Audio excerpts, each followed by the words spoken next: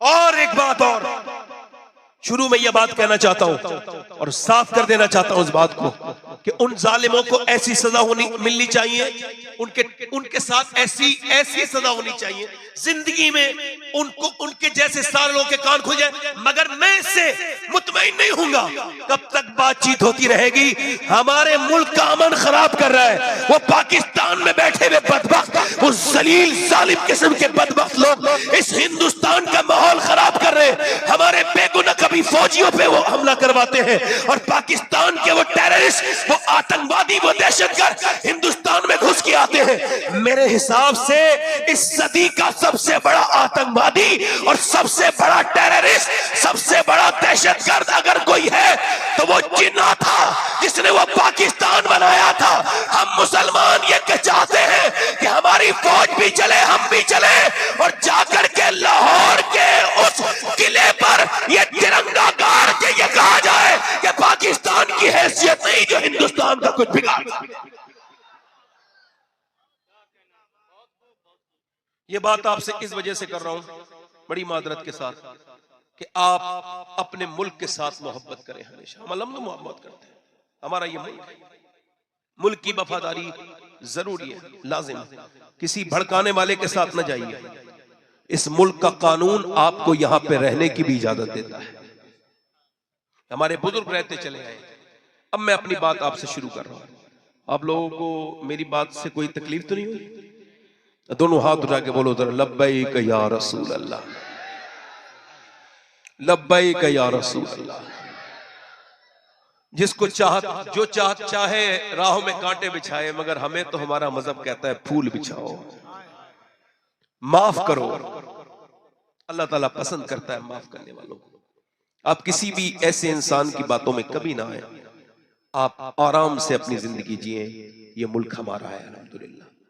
अपनी ये बताइए आप कि ये जो मुसलमानों के हालात हैं, जिस तरह के हमारी जिंदगियां जिस तरह जा रही हैं, हुजूर की इसमें सुन्नत क्या है?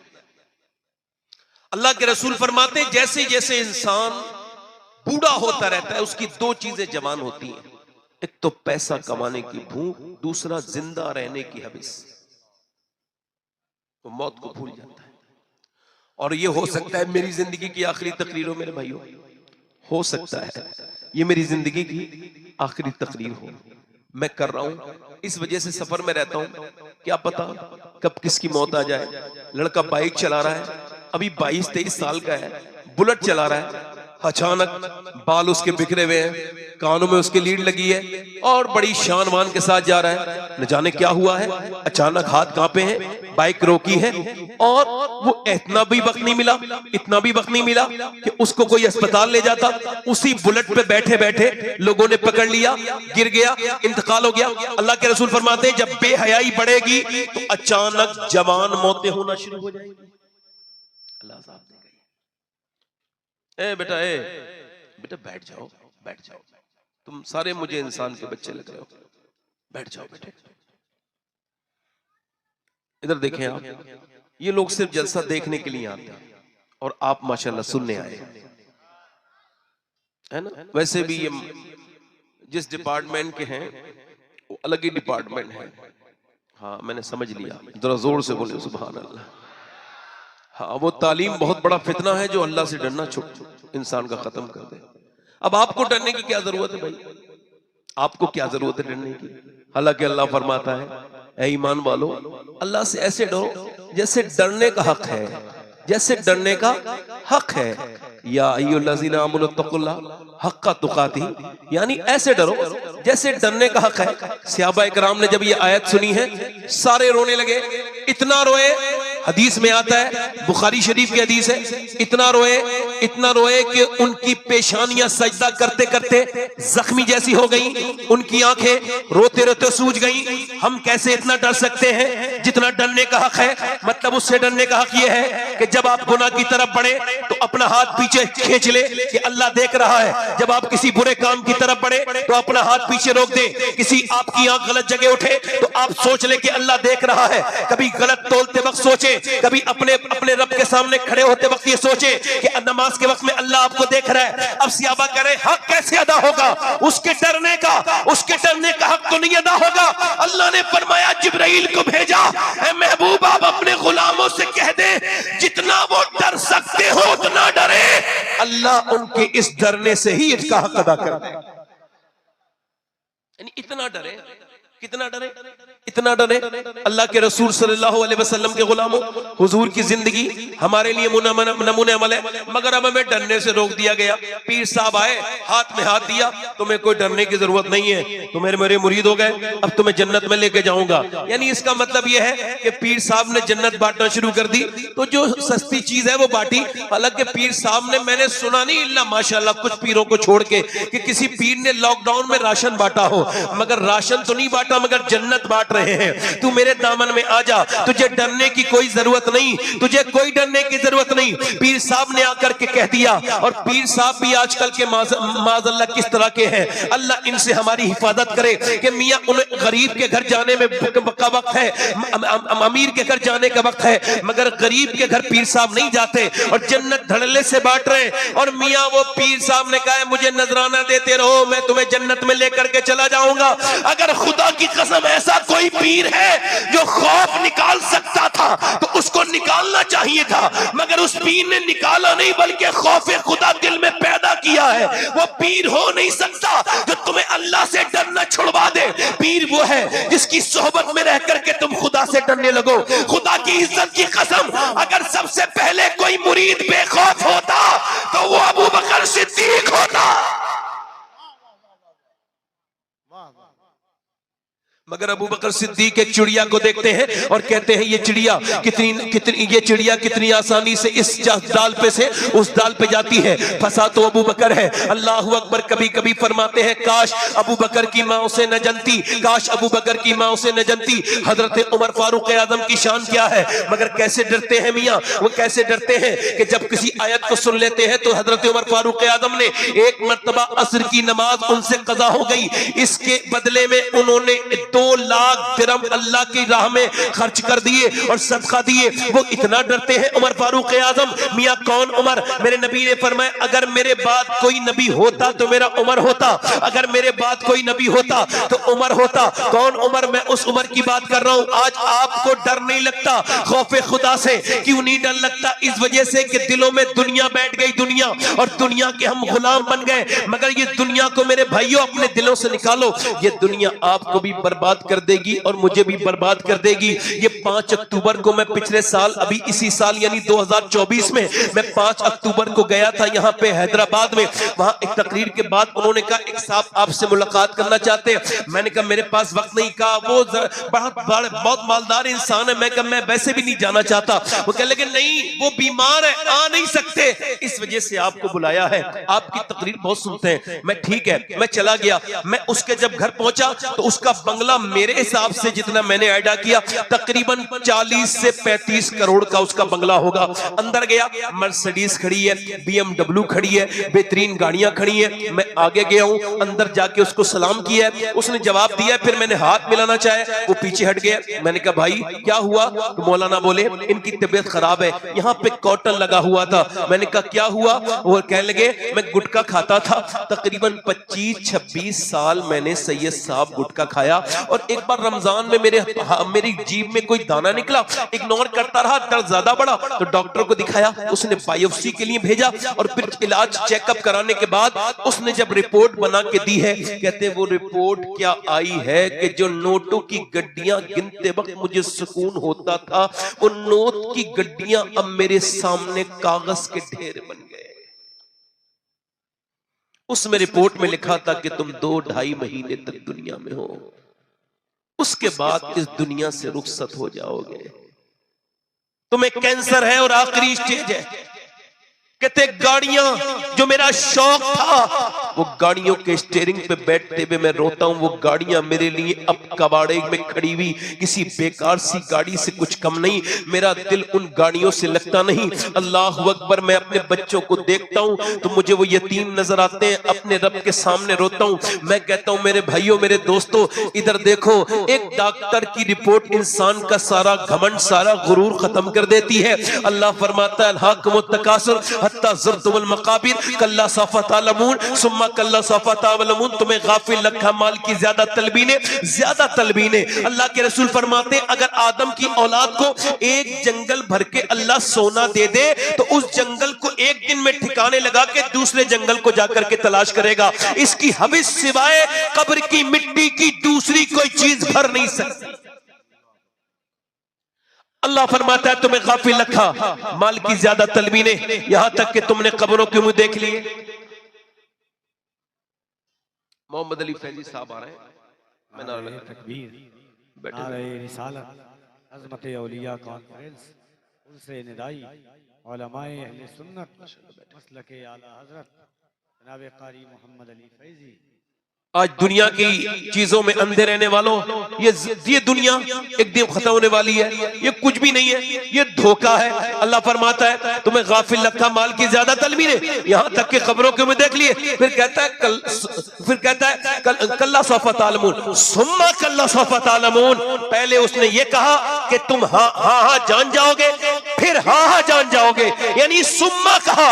मौला अली से पूछा गया ये दो बार एक ही बात को रब ने कहा और दूसरी मर्तबा फिर सुम्मा इस्तेमाल किया, इसका मतलब क्या है? फरमाया जो दुनियादार हैं वो कब्र में पहली बार इसका बदला देखेंगे और दूसरा हश्र में इसका बदला देखेंगे, यानी कब्र में भी उनको बड़ी परेशानी होगी, बड़ी अजियत होगी। वो कहता है सैयद साहब मुझे ये दौलत किसी काम की नहीं, ये दुनिया किसी काम की नहीं। ये दुनिया ने दूर कर दिया, रिश्तेदारों से दूर कर दिया, हमारे अजीज से दूर कर दिया, पैसा आया रिश्तेदारी से दूर हो गए, हम दुनियादार बन गए, दुनिया में रह गए। मेरे भाइयों ये दुनिया बड़ा जलील कर देती है इंसान को। वो कहता है सैयद साहब मैंने पहले भी नमाज पढ़ी थी मगर अब जब सजदे में सर रखता हूं तो मेरे आंसू बहुत तेजी के साथ आते हैं। रब के सामने अर्ज करता हूं मेरे मालिक, मेरे करीम, मेरे रहीम, मेरे बेपनाह ताकतों वाले परवरदिगार, मैं आज तो इस जमीन के ऊपर हूं मगर 2-2.5 महीने के बाद ही सही कब्र के अंदर चला जाऊंगा और फिर रोता हूं। कहते बगैर इसके भी नमाज पढ़ी थी। अभी कुछ दिनों पहले मेरे एक अजीज इंसान है, वो बताते हैं कि वहां पर गाजियाबाद के अंदर एक आदमी ने जब चेकअप कराया तो उसके दोनों गुर्दे फेल हो गए। अब जब गुर्दे फेल हो गए, आपने तो कभी सोचा ही नहीं होगा कि गुर्दे कितनी बड़ी चीज है। आपने तो नहीं कहा होगा कि ऐ अल्लाह तेरा शुक्र है कि मुझे गुर्दों में कोई प्रॉब्लम नहीं। जाओ अस्पताल में जाकर देखो मुसलमानों कितने लोगों के गुर्दे फेल हो गए और वो मियां वेंटिलेटर पे रखे हुए हैं, उनकी जिंदगियां बर्बाद हैं। मगर आपके दिल इस तरफ नहीं जाते। मेरे भाइयों इस दुनिया से दिल न लगाओ, जाकर के अस्पतालों में देखो किसी के दिल का मर्ज है, किसी को कैंसर है, किसी के गुर्दे फेल हो गए हैं और उनकी दौलत होने के बावजूद उनके पास कुछ नहीं है। मेरे आका फरमाते जिसके पास एक वक्त का खाना है, इस हदीस को अपनी जिंदगी में याद रखना मेरे भाइयों, छोटे दोस्तों। देखो मेरे आका फरमाते हैं जिसके पास एक वक्त का खाना है और जिस आदमी के पास एक वक्त का खाना है और जिसको अल्लाह ने सेहत भी दी है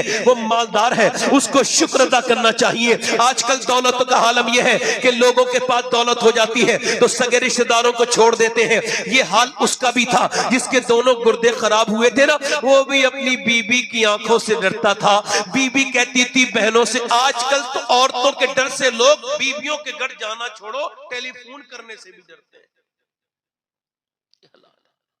ऐसे गुलाम हो गए लोग बीवियों के। हुजूर ने फरमाया कयामत की अलामत है, बीवियों का कहना मानेंगे, माँ बाप के साथ जुल्म करेंगे। पूछा या रसूल अल्लाह कयामत कब आएगी? फरमाया जब लोग अपने माँ बाप के साथ बदतमीजी करेंगे तो कयामत आ जाएगी। कयामत, जल्दी बोलो, कयामत आ जाएगी। उसका सगा भाई था, वो इंतकाल हो गया था, उसके बच्चे थे। एक बच्ची 12-13 साल की और छोटी बच्ची 9 साल की, छोटा बच्चा 5 साल का। घर टूटा हुआ था मगर ये अपनी बीबी के डर से उसके घर नहीं जाता। बीबी ने न जाने कौन सी ऐसी नफरत फैल इसके दिल में पैदा की थी। मगर जब मौत करीब आने लगी ना तो रात को सो नहीं पाया। बारिश हुई तो पड़ोस के घर में उसकी भाभी रहती थी। पड़ोस से बर्तनों की आवाज आ रही है, पूरी रात आती रही। इसने कहा क्या हुआ है? बीबी ने कहा जाके खुद ही देखो, मुझे नहीं पता। दरवाजे पे जाके देखा, इसने आवाज दी, डरते डरते जा रहा है। मगर फिर कहा चलो मरना तो है, अपने भाई का हक अदा कर दूं। मेरा भाई के बच्चे न जाने किस साल में है, मैंने तो कई साल से पूछा तक नहीं मैं कैसा पत्थर बन गया था। मगर मौत इंसान को नेकी कराती है। मौत के नजदीक जाकर के सारा घमंड खत्म हो गया, तो बोला चलो हक अदा कर दूं। दरवाजे पे जाके इसने दस्तक दी। जैसी दरवाजा खोला, उसकी दरवाजा खोला, सामने उसकी बड़ी भतीजी खड़ी थी।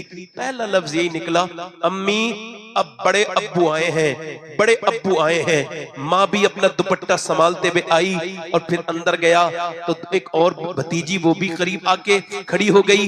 इसने दोनों उसके कहा क्या हुआ था रात? बर्तन बड़े बज रहे थे। कहने लगे बारिश की वजह से छत टपकी थी, जिधर पानी आता था उधर से उठा के बर्तन इधर करते थे। एक कमरे में इतना पानी था, सब दिखाया भरा हुआ पानी है। और आगे चल के बोली आप क्यों पूछने आए हैं? आपको तो जमाना हो गया, मेरे बच्चे कितनी मर्तबा रात को भूखे भी सोए मगर आप कभी नहीं आए, आज क्यों आए हैं? उसने एकदम कहा मैं आपका मुजरिम हूँ, माफी चाहता हूँ, मुझे माफ कर दो। फिर एकदम टेलीफोन करके उसने बुलाया एक ठेकेदार को कि मेरे इस घर को बनाओ, 2 महीने मेरे अंदर है, मेरे पास 2 महीने दिन रात बनाओ। और फिर अपने यतीम भतीजे के सर पे हाथ रख के बोला मैं तेरा मुजरिम हूँ, मुझे माफ कर देना। मेरे पास इतनी दौलत के बावजूद भी तुमने परेशानी में जिंदगी काटी। उसके सर पे हाथ रखा। अल्लाह अकबर, मदीने की सरजमीन है। एक बच्चा अपनी माँ से कह रहा है और सुनो मेरे भाइयों, मेरे नबी के अखलाक, मेरे हुजूर के अखलाक सुनो। आजकल किसी मालदार मुसलमान को देख करके इस्लाम के बारे में गौर न करो, इस्लाम के बारे में किसी मालदार पीर को देख करके गौर न करो। इस्लाम में देखना है तो मेरे हुजूर की जिंदगी को देखो। लक़द काना लकुम फी रसूलिल्लाहि उस्वतुन हसना, मेरे महबूब की जिंदगी बेहतरीन नमूना अमल है। मेरे पैगंबर की जिंदगी जरा गौर तो करो। वो आदमी, वो बच्चा अपनी माँ से रो रहा है, यहूदी का बच्चा है, मुसलमान का नहीं है। कहता अम्मा कुछ खाने को दे दे। अब आंखों के नीचे अंधेरा आने लगा। माँ कहती मेरे लाडले, मैंने तो अपनी चादर तक बेच दी, अब मेरे पास कुछ नहीं, तेरी बहन भी भूखी, मैं भी भूखी। बोला मैं अपने चचा के दरवाजे पे जाऊं?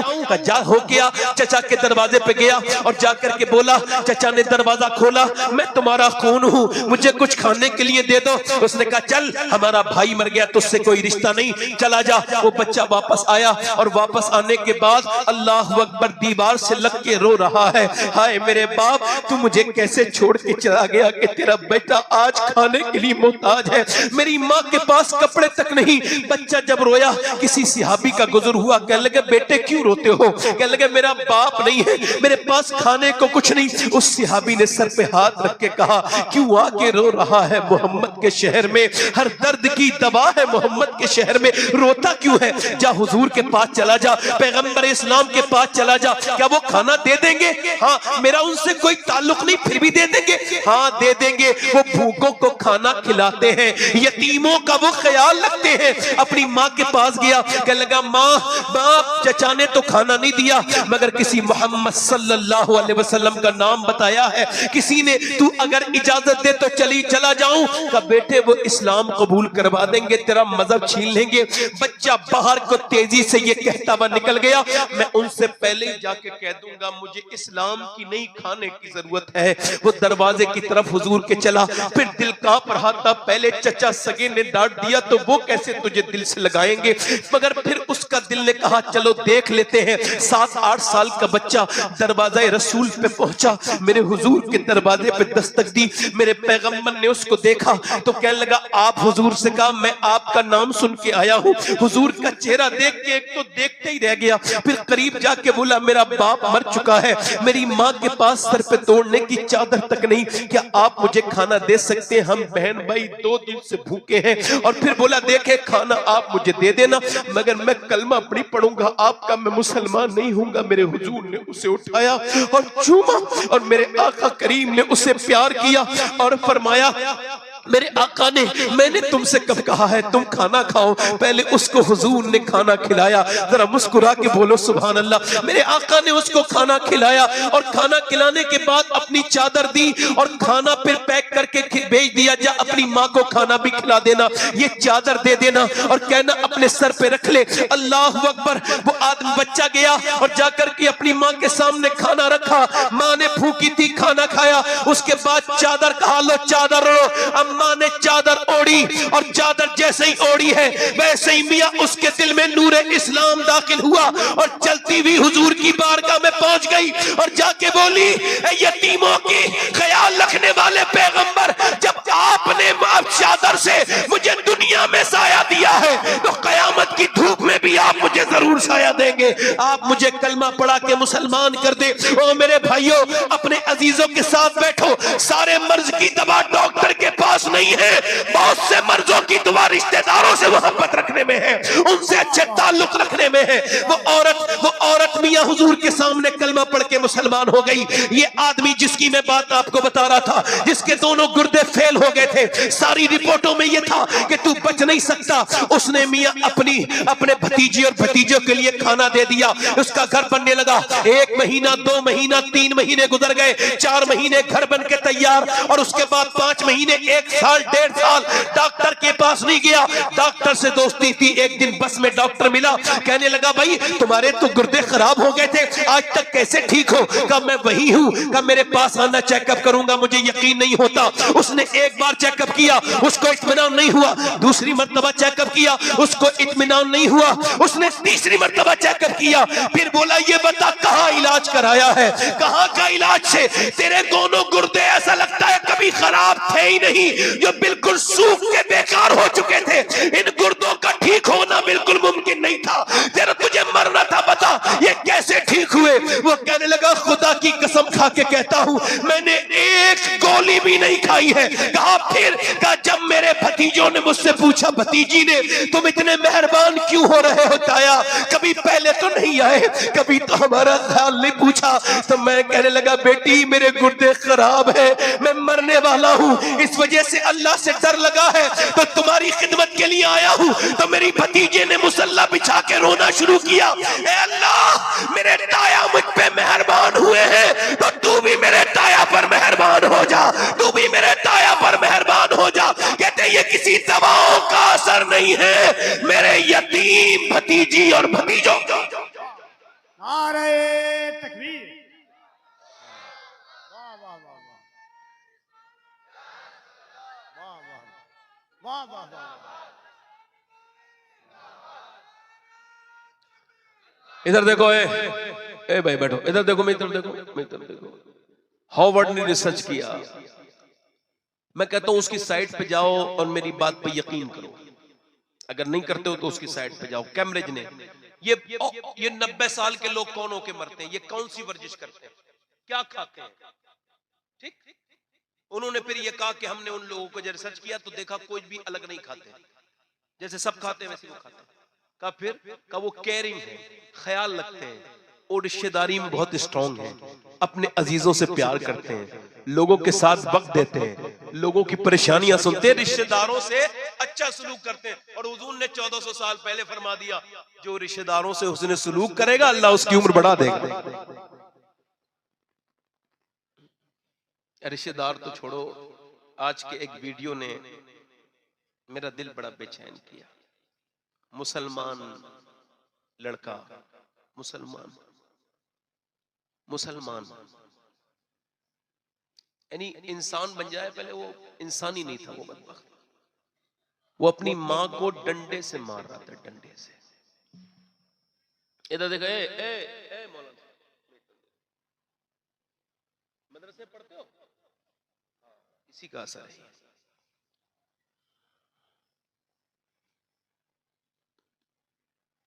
तवज्जो है, आप आइडियल लोग होने चाहिए। तलबा इतने जबरदस्त किस्म की उनकी तरबियत हो कि जहां बैठे लोग उनकी तरह अपने बच्चों को बनाना चाहें। बात कर रहा हूं आपसे, मां को डंडे से मार रहा है आदमी, हमारे यहाँ पीर साहबों को छोड़ने के लिए तैयार नहीं लोग, चाहे कितनी खराब पीर हो। दीन छोड़ देंगे, पीर नहीं छोड़ेंगे, है ना? छोड़ रहे ना? और पीर साहब ने कव्वाली होती, कव्वाली, अभी वो एक वीडियो वायरल हो रहा है, बड़ा रक्स हो रहा है उसमें, एक चश्मे वाला एकदम नौजवान, दाढ़ी आड़ी कुछ नहीं, जैसे ही उसने देखा कव्वाल ने कोई शेर, हमें तो पता नहीं क्या हुआ, तो ऐसे जैसे उसे जान से मार दिया कव्वाल को, कपड़े फाड़ रहा है अपने ऐसे करके, ऐसे नोच रहा है, और आगे बढ़ के कव्वाल को लोग बचा रहे हैं, मगर वो कह रहे मार दूंगा कव्वाल को, इसने इतना अच्छा शेर पढ़ा।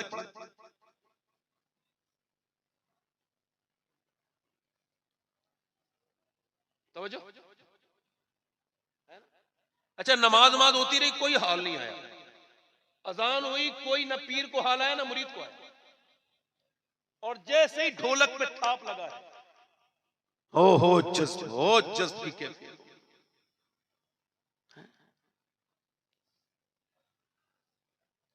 पीर साहब को सजदा कर रहे हैं लोग, ले।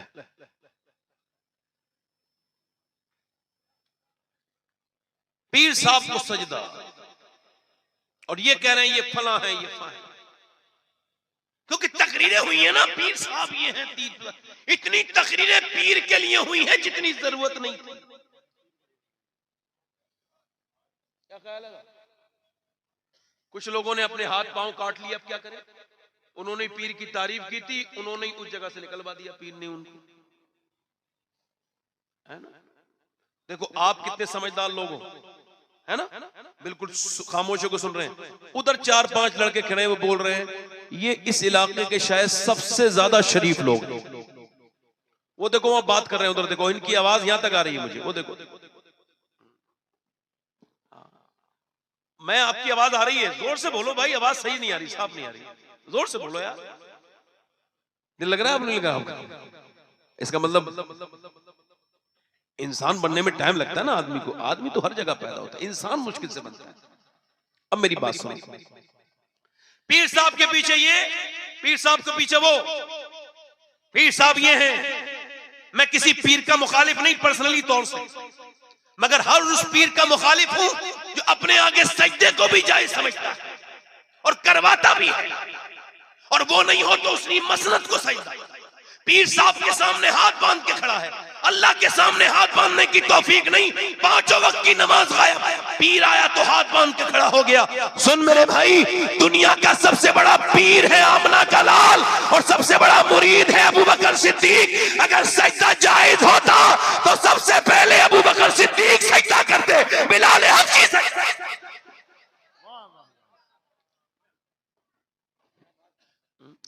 अगर आप ये कहें कि मोहम्मद अली फैजी साहब आशिक रसूल नहीं, तो ईमान पे कोई फर्क नहीं पड़ेगा।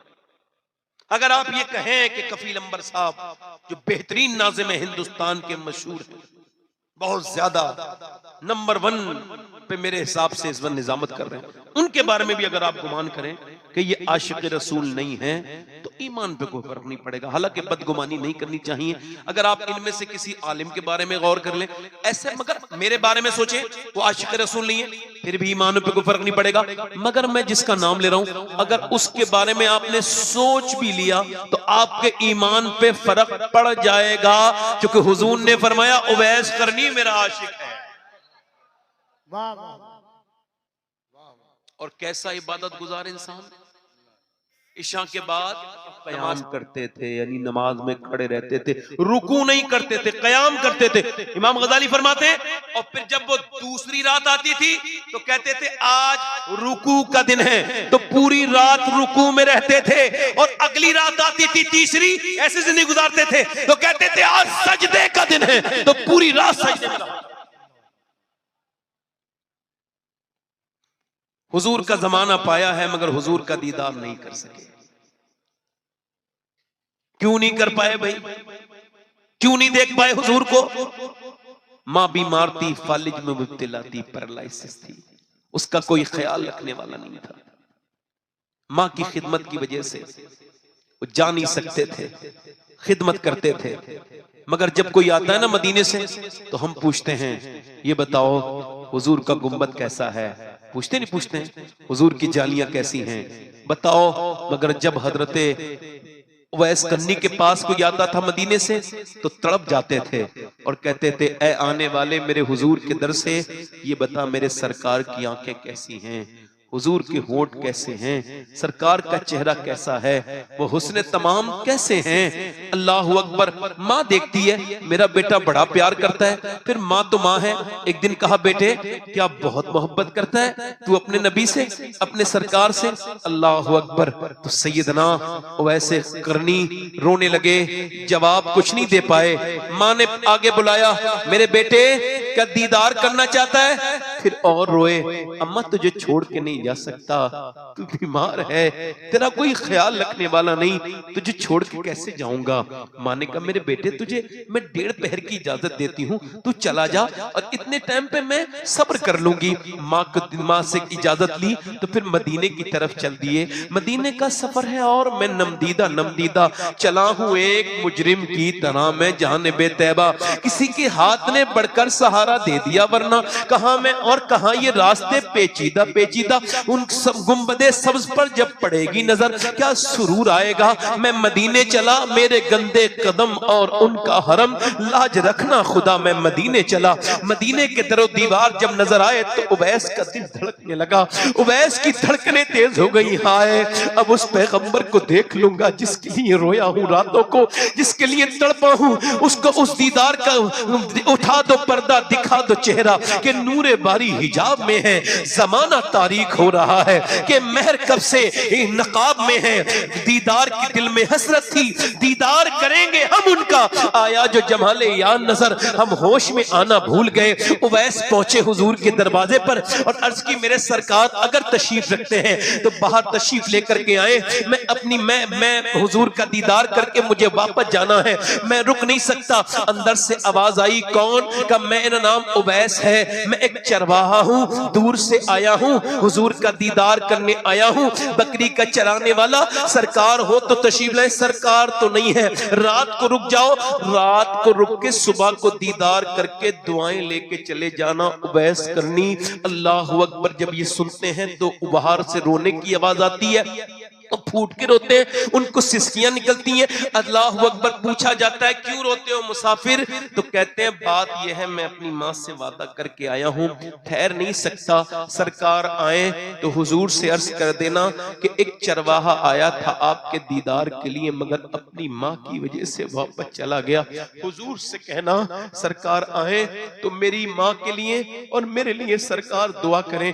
फिर मदीने से वापस जा रहे हैं, जब ताजुश शरिया को वापस हुकूमत ने भेजा था सऊदी, तो देखने वालों ने कहा था फ्लाइट में जो बैठ के रोए थे, इतना रोना कभी किसी ने नहीं देखा उनका। और वो ये शेर कहते थे, दागे फुरकते तैबा कल्ब मुझ में हिल जाता, काश गुंबदे खजरा देखने को मिल जाता। हम जैसे गुनहगार जब मदीना छोड़ के आते हैं तो बेतहाशा इंसान समझता है कि जैसे उसकी रूह निकल गई, वो बिल्कुल बेचैन और बेकरार, बिल्कुल माही बेआब की तरह तड़पने लगता है। हम जैसे गुनाहगार, मगर जब उवैस ने मदीना छोड़ा होगा तो क्या हाल हुआ होगा।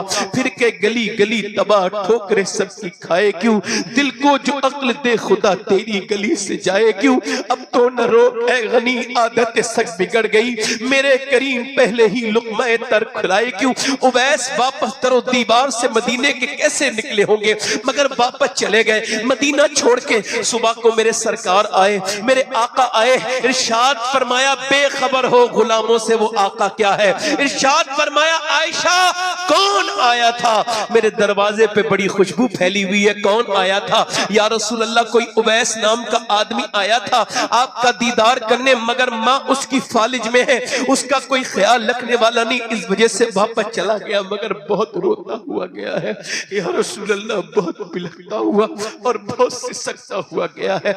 अल्लाह के रसूल ने फरमाया, मेरा मिंबर लगाओ। फिर फरमाया, ऐ मेरे सहाबा सुनो, मेरा एक आशिक है, उसने मुझे कभी देखा नहीं, उसका नाम उवैस है। ऐ अली, तू मेरे उवैस करनी के जब मिले तो मेरी उम्मत के लिए दुआ करा लेना। ऐ उमर, तुम मुझसे दुआ करा लेना। किससे? जिस पे माँ की दुआएं लगी है, अल्लाह ने उसकी माँ की बदौलत उसकी दुआओं को कबूल किया है। और मेरे भाइयों, माँ बाप अगर है तो इनकी खिदमत करो, इनसे मोहब्बत करो। कौन से पीर साहब की कितनी दुआएं कबूल होती है कोई गारंटी नहीं, मगर मेरे आका फरमाते जब माँ बाप दुआ करते हैं तो ऐसे लगती है जैसे जैसे नबियों की दुआएं उम्मती के हक में कबूल होती हैं। मेरे दोस्तों, मेरे भाइयों, मैं आपसे कह रहा हूं, अगर आज माँ है तो ठीक है, मगर कल माँ नहीं होगी तो फिर रोया करोगे, माँ नहीं मिलेगी। अल्लाह अकबर। 1 साल से ज्यादा हुआ मेरी वालदा दुनिया से चली गई। मैं आपसे मगर फिर भी कह रहा हूं, माँ अगर है तो फिर खूबसूरत है घर, माँ अगर है तो हसीन है घर, वरना टूटे हुए घर में भी उसमें बड़ा दिल लगता है। जिसमें माँ बाप बैठे हो, और जिस घर में माँ बाप ना हो वो बड़े बड़े महल काटने को दौड़ते हैं। अल्लाह अकबर। माँ बाप है। अल्लाह अकबर। बाबा फरीदुद्दीन फरमाते हैं, गंजे शकर के मेरे नजदीक अपने बाप का तलवा बगैर कपड़े के चूमना ये एक 7 साल की नफली इबादत से बेहतर है। यानी 7 साल की नफली इबादत से बेहतर है। अब जिसके माँ बाप है तो ठंडी मिट्टी से रो के क्या करोगे? हमने तो जब ये बात पढ़ी है तो जाकर के ठंडी मिट्टी को चूमा है। हमारे तो बाप है नहीं, मगर जिनके हैं उन्हें तो कदर करनी चाहिए। बाप देखो, बाप है और माँ माँ है, इन दोनों से कोई है नहीं इनके आसपास, कोई रिश्तेदार इनके बराबर का नहीं। अल्लाह के रसूल से अर्ज की गई, मेरे ऊपर किसका हक है? फरमाया माँ का। फिर अर्ज की हुजूर, फिर फरमाया फिर माँ का, फिर अर्ज की या रसूल अल्लाह, फिर फरमाया माँ का, फिर हुजूर ने फरमाया फिर बाप का। माँ बाप की खिदमत करो। माँ बाप की दुआएं अगर लग गई तो फिर किसी और की दुआ की जरूरत। अब मैं आखिरी बातें आपसे कर रहा हूं, मेरी बात खत्म हो रही है, तो मुझे 1 घंटे तकरीर करनी थी। दिल लग रहा है आप लोगों को? दिल लग रहा है आप लोगों को? नहीं लग रहा है? इंशाल्लाह माँ बाप की खिदमत करेंगे इंशाल्लाह। उनसे तेज आवाज से तो नहीं बोलेंगे इंशाल्लाह। हाँ, आखिरी बात मेरी है मेरे भाइयों कि मौत नजदीक है। हाँ, हमने कितने लोगों को मरते हुए देख लिया। आओ थोड़ा सा सूफिया के नक्शे कदम पे चले। हाँ, उन्होंने अपने आप को ऐसा बदला कि जो उन्हें देख लेता था वो बदल जाता था। वो चलती फिरती यूनिवर्सिटी थे औलिया इकराम। 1000 यूनिवर्सिटी में जो इश्क रसूल ना मिले, एक नजर में इश्क रसूल पैदा कर देते। एक नजर में। इनकी नजरों ने ऐसा किया। क्यों? चूंकि ये अपने बातिन को साफ कर चुके थे। एक अल्लाह का नेक बंदा गुजर के जा रहा था ना, उसने देखा एक फाहिश औरत जा रही है। तवज्जो करें भाई, जरा तवज्जो है। हाँ माशाल्लाह। बस 5-10 मिनट के बाद उसके बाद मोहम्मद अली भाई को आपने सुनना है। अल्लाह वाला निकल के जा रहा था, एक फाहिशा औरत, बाजारू औरत जिसे कहते हैं, फाहिशा औरत। मैं बहुत ज्यादा खुल के बात नहीं करता, थोड़ा सा मेरा जो बैकग्राउंड है वो बड़ा मुअद्दब है, फिर भी आप समझ गए ना कैसी औरत वो? बाजारू औरत। उसने कहा है औरत, उस अल्लाह के नेक बंदे ने जो लोगों को नजर आता था, औरत कब बदलेगी, कब अल्लाह से तौबा करेगी? उसने कहा ठीक है, कहने वाले वो ना से वो मुझे तबलीग करने वाले, तेरी बात ठीक है, मगर सुन, मैं जैसी हूं बाहर से भी वैसी नजर आती हूं, मगर तू जैसा बाहर से है वैसा अंदर कब बनेगा? वो अल्लाह वाला बेहोश होकर गिर गया। किसी ने कहा कोई शेर सुन लिया हुजूर, होश में आए? कहा नहीं नहीं, उस औरत ने बात ही ऐसी कह दी। आला फरमाते हैं तुम में नेक वो है जो तन्हाई में नेक है। तुम में नेक कौन है? जल्दी बोलो। जो तन्हाई में नेक है। अगर कोई साहब यहां पर ऐसे बैठे हो, माशाल्लाह हमारी बहनें बेटियां बैठी हैं, कल तक थी औरतें तो उन्होंने जमाने को बदला था, अब कहां औरतें उनमें से? दिल्ली में एक बच्चा पैदा हुआ तो दोनों मियां बीबियों ने एक बात की, तो मां ने कहा इजाजत दो आप मुझे, मैं ऐसा करना चाहता। ठीक है। बच्चा जब स्कूल जाने लगा, वापस आता तो मां कहती बेटे 2 रकात नमाज पढ़ो, फिर रोटी मिलेगी, अल्लाह देगा, और फिर अंदर पका के रख देती थी रोटी। बेटा नमाज पढ़ के आता था, रोटी खाता था। उसका ये ईमान बन गया और उसका बिल्कुल पक्का यकीन हो गया कि नमाज पढ़ते ही अल्लाह रोटी देता है। बच्चा थोड़ा 8-9 साल का हुआ, माँ किसी काम से एक दिन बाहर चली गई, और वो वक्त पे ना आ पाई तो रास्ते में रोने लगी, मालिक ठीक है मैं मानती हूँ मैं झूठ बोली, ये ठीक नहीं था, मगर बच्चे को नमाजी बनाने के लिए बोली थी। मालिक अगर आज मेरे बच्चे को रोटी ना मिली तो फिर उसका दिल बड़ा परेशान हो जाएगा, उसके मेरे ऊपर को मुझे झूठा समझेगा। मालिक न जाने कैसे कैसे ख्याल आएंगे। मालिक मेरी अपनी बंदी का ख्याल रख ले, मेरे मालिक अपनी बंदी की लाज रख ले अपने करम से। मालिक मैंने तेरी रजा के लिए झूठ बोला था, मेरे बच्चे पर अपना करम कर दे। मियाँ जब गई तो देखा बच्चा सो रहा है, जाकर के रोटी बनाई और फिर अंदर वहां छुपाती थी वहीं रखी और कहा बेटे नमाज पढ़ ले अल्लाह रोटी देगा। बच्चा आंखें मलता हुआ बोला अम्मा मैंने नमाज पढ़ भी ली, रोटी मिल भी गई, और आज जैसी रोटी मैंने खाई ऐसी जिंदगी में कभी रोटी मुझे मिली नहीं, इतनी जायके वाली। अम्मा आज अल्लाह ज्यादा मेहरबान हुआ था, आज की रोटी सबसे ज्यादा जायकेमंद थी। मां सजदे में जाके रोने लगी और मियां सुनो फारसी में रोटी को कहते हैं काकी। वो बच्चा जब बड़ा हुआ दुनिया ने उसका नाम जाना, उसने एक जमाने को मुतासिर किया और गरीब नवाज का पहला खलीफा बना, उसका नाम था कुतुबुद्दीन बख्तियार काकी। माओ ने बदला है, ये कौम ऐसे नहीं बदलेगी जैसे आप समझ। इसको बदलने के लिए इनके अंदर दीन पैदा करना, कुरान हुजूर से मोहब्बत पैदा करनी होगी, अल्लाह के रसूल की बेटी के बारे में औरतों को ख्याल करना होगा। बस ये आखिरी बात मेरी यही है मेरे भाइयों, तौबा कर लो, बस अपने रब से कहो मालिक तू हमको माफ कर दे, तो वो जरूर आपको माफ करेगा, आप पर अपना फजल करेगा, आप पर अपनी मेहरबानी करेगा। न जाने कितने मर गए और कितनों को मौत आने वाली है। आला हजरत फरमाते हैं हाय गाफिल वो क्या जगह है जहां 5 जाते हैं 4 फिरते हैं, 5 जाते हैं 4 फिरते हैं। एक आदमी के पास एक औरत आई है, मूसा अलैहि सलाम का जमाना है, आकर के कहती है मुझे कुछ मिल सकता है, मेरे बच्चे भूखे हैं। उसने कहा मेरी नजर थी तेरे ऊपर, तुझे मैं बहुत दिनों से देखता हूँ और हर रात एक नई औरत मुझे चाहिए अपने बिस्तर पे, तो अगर तू चाहे तो मैं तुझे दे सकता हूँ, रात को आ जाना। उसने अपना जिस्म बेचने नहीं आई, वापस चली गई। बच्चे रो रहे थे, बच्चे जब घर पहुंची तो रो रहे थे, बच्चों को उसने देखा बच्चे रो रहे हैं। एक बच्चा बोला अम्मा कुछ लाई, बेहोश हो गई, बेहोश हो गया बच्चा। वो पहुंची जाके बोली कुछ दे दे, मेरे बच्चे भूखे हैं, मैं रात को तुझे आके जो तेरा दिल चाहे वो कर लेना, अभी बच्चों को खिला के आ जाऊंगी। रात को खाना वाना खिला के अंदर कमरे में बैठी और वो बैठी, वो आया, उसका दिल कांपने लगा, बिस्तर पे लेटी, अब वो कांप रही है, वो उसके हाथ लगाने वाला है नशे की हालत में। उसने उसके जैसी हाथ लगाया, उसकी आंखों से आंसू आने लगे। ए रोती क्यों है, पैसे नहीं मिले तुझे? कब पैसा सब कुछ थोड़ी होता है, ईमान भी कुछ होता है। का क्या मतलब? का जब मैं रात को सजदे में रोती हूँ तब भी अल्लाह मुझे देखता है, और आज मैं अपना जिस्म बेचने आई हूँ तब भी मेरा अल्लाह मुझे देख रहा है। तो मैं उससे यही कह रही हूँ मेरे मालिक, मेरे करीम, मेरे रहीम, मुझे माफ कर देना, अपने करम से माफ कर देना।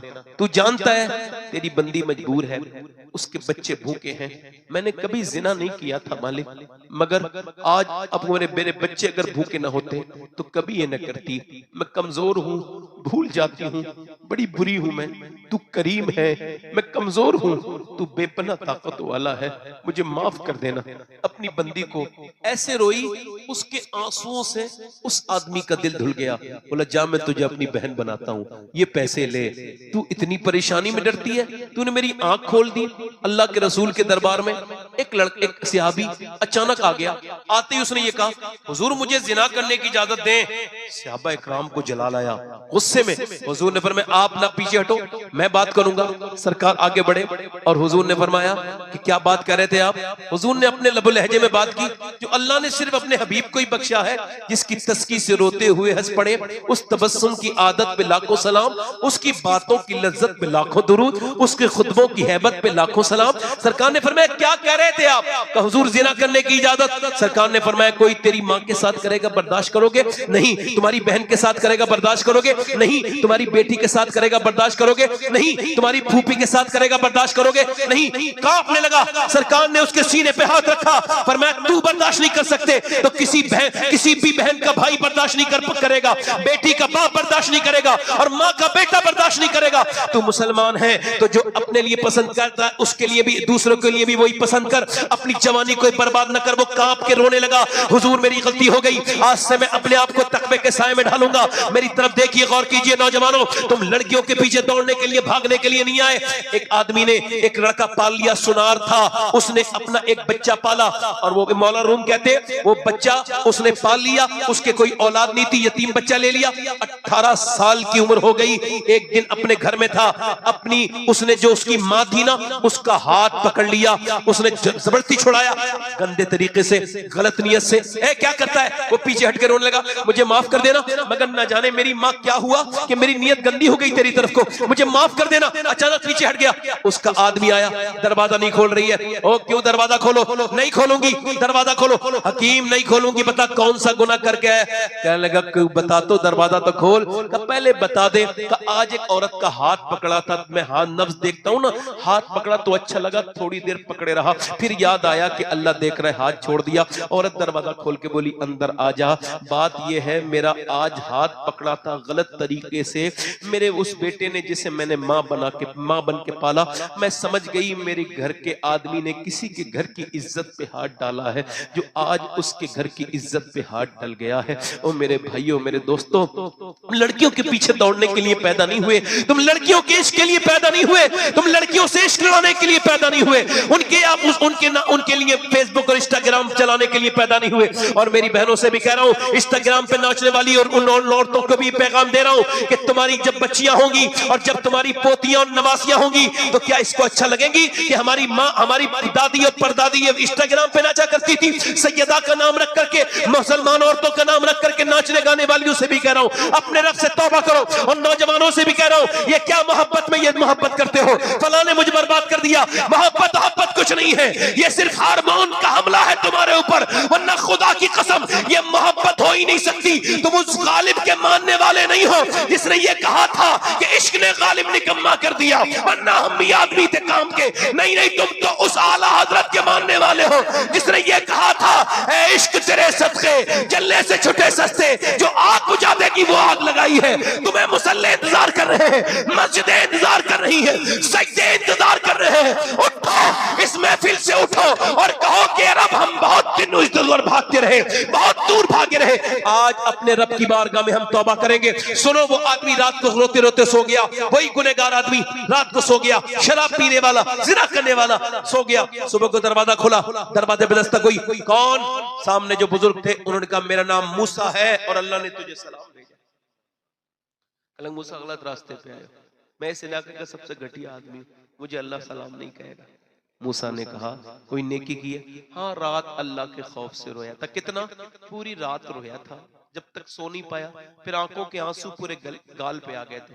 मूसा ने कहा सुन, अल्लाह ने मुझे भेजा है और इरशाद फरमाया, मूसा जा मेरे बंदे से कहना, वो जो रात छुप छुप के रो रहा था ना, उसके रब ने उसकी तौबा कबूल कर ली है, उसके आंसू को पसंद कर लिया और उसे माफ कर दिया। जिंदगी मुख्तसर है मेरे दोस्तों, मेरे भाइयों, उस रब से कहो मालिक हमको माफ कर दे। हाथ उठा के बताओ कितने लोग आप में ऐसे हो जो मेरे हुजूर के नाम पे जान दे सकते हो? दोनों हाथ उठा के बताओ। यहाँ जान लेने की बात नहीं है, ना देने की बात है, ये इम्तिहान की बात है।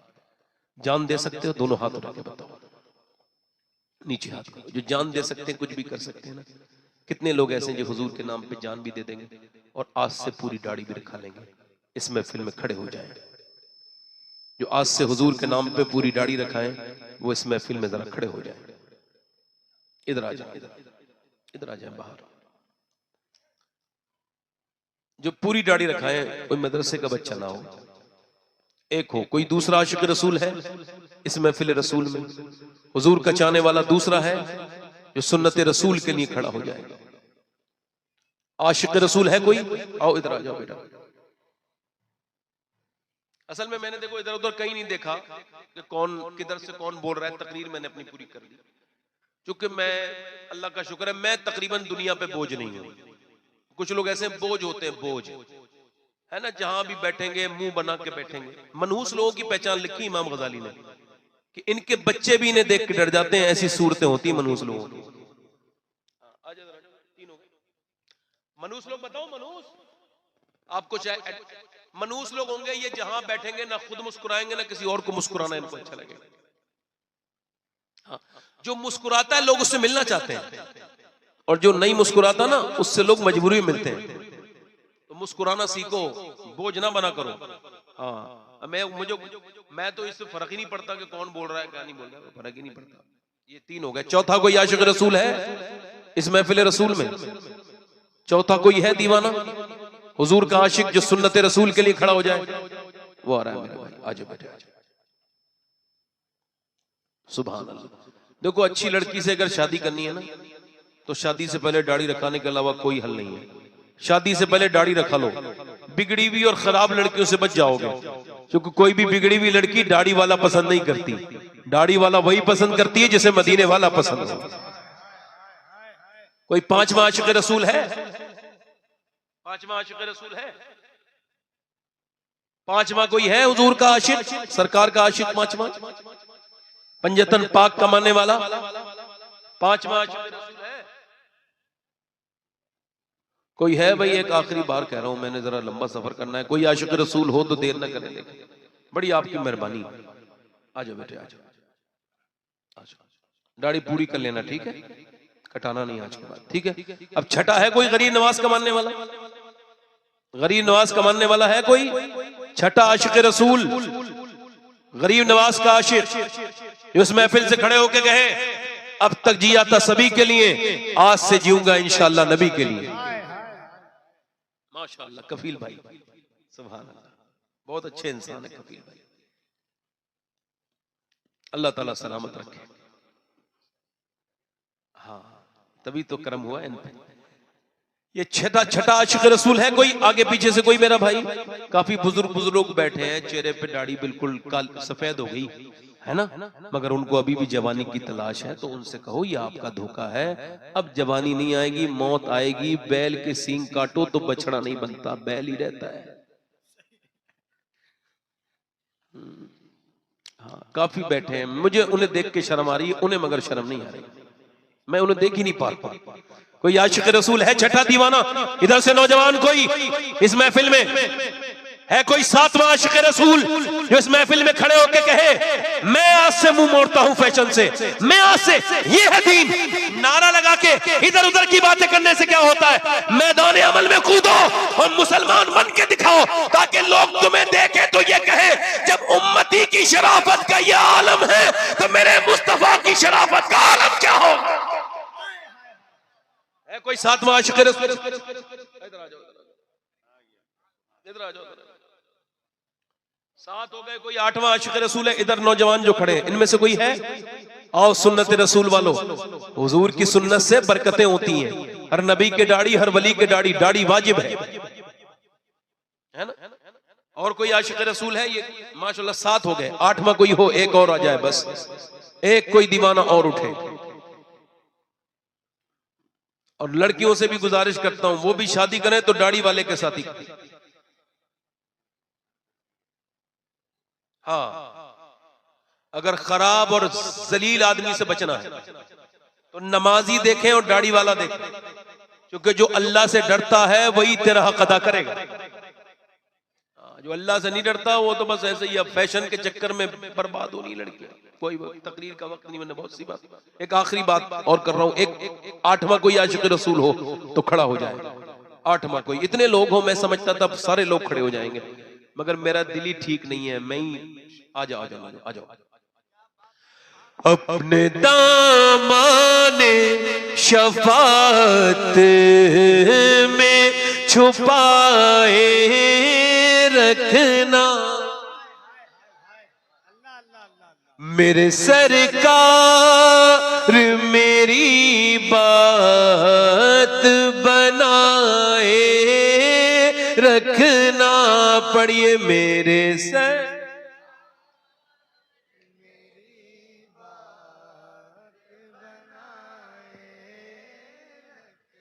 जिस तरन्नुम में मैं पढ़ रहा हूं, मेरे सरकार मेरी बात बना।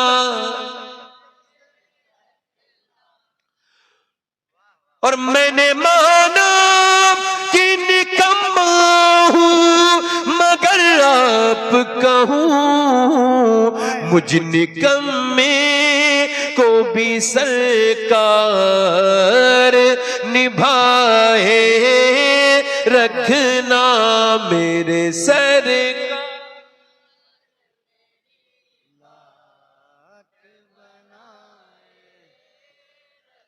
माशाल्लाह, गाड़ी दिखाने आए हो? माशाल्लाह, ये कितने हो गए भाई? 9 हो गए। 10वां आशिक रसूल हो गए। अरे फैजान, मेरे सरकार मेरी बात बना और उनके हो जाओ हर एक चीज उन्हीं से मांगो, अपने दामन में ना एहसान पराहे रखना मेरे सरकार मेरी बात। नहीं पढ़ूंगा शेर, एक शेर और पढ़ दूंगा, मगर मेरा एक भाई कोई और आ जाएगा पहले। ये कितने हो गए मेरे? 9 हो गए मेरे भाई। अच्छा सुनो, मैं मदीने शरीफ में बैठा हुआ कुछ पढ़ रहा था ना, तो एक आदमी आके बोला आपका नाम फला है? मैंने कहा हाँ भाई मैं ही, ये नाम है। तुमने बड़ा पहचाना? वैसे तो मैं कुछ ना बेकार इंसान, मुझे पहचानता हूँ ज्यादा कोई नहीं। कह लगे मैंने गाड़ी चलाते चलाते आपकी तकरीर सुन रहा था, तो फिर आपने कहा दाढ़ी कौन रखाएगा, तो मैंने गाड़ी चलाते में ही ऐसे करके हाथ उठा दिया। कहते तब से लेके अब तक दाढ़ी है, और दाढ़ी के बाद फिर मदीने जाने का दिल भी हो गया। फिर मैं मदीना आ गया, आप मुझे मदीने मिल गए। मैं कितना खुश नसीब। मैंने कहा खुश नसीब तुम नहीं हो, मैं हूं। तुम तो हो ही, मगर मैं इस मामले में खुश नसीब हूं कि जिसने आज मुझे मदीने में एक आदमी ने पहचाना, कल कयामत में भी कोई ना कोई पहचान के अपने साथ जन्नत में ले जाएगा। मियां यहाँ का खड़े हो, मेरे साथ चलो, है ना। अब क्या पता किसके ऊपर अल्लाह करम कर दे कयामत के दिन। हमारी तो ठेकेदारी वाला मिजाज है नहीं भाई। कई लोग ठेकेदार हैं, हाँ मेरे को धड़ल्ले से कहते हैं, उन्हें बेचनी है ना। अब क्या पता अल्लाह किसे बख्शे भाई, वो लोग गलत है, बात नहीं है। कोई 10वां आशिक रसूल इमाम हुसैन का आशिक, हुसैन पाक का दीवाना 10वां। आओ आओ नौजवानों, सुभान अल्लाह, आ जाओ। अब 11वीं वाला और आ जाए, गौस पाक की बड़े पीर की। अभी तुमसे कोई बात करो तो बड़े जज्बात में आ जाते हैं, ऐसा कर देंगे, बस कुछ नहीं कर। जज्बात को कंट्रोल करो, हकायक पे नजर रखो, हकीकत की नजर से दुनिया को देखो। याद रखो अल्लाह ने मुसलमानों को जब भी नवाजा है सजदों से नवाजा है, सजदों से। सजदे में अपना सर रखो, सच बोलो, झूठ ना बोलो, माँ बाप की खिदमत, इसमें अपनी जिंदगी गुजारो। मैंने आपको आज क्या पैगाम दिया है? अपने उन रिश्तेदारों से मिलो जिनसे तुम अब तक सलाम दुआ बंद करे बैठे हो। दिल पे पत्थर रख के जाओ उनके पास। और एक मेरा जुमला याद रखना, इसे लिख लेना, और जब किसी से बोलने का दिल ना चाहे तो इस जुमले को याद रखना, ये तुम्हें मजबूर करेगा, तुम उससे बोलो। जिसका जनाजा नहीं छोड़ सकते उससे बातचीत भी मत छोड़ो।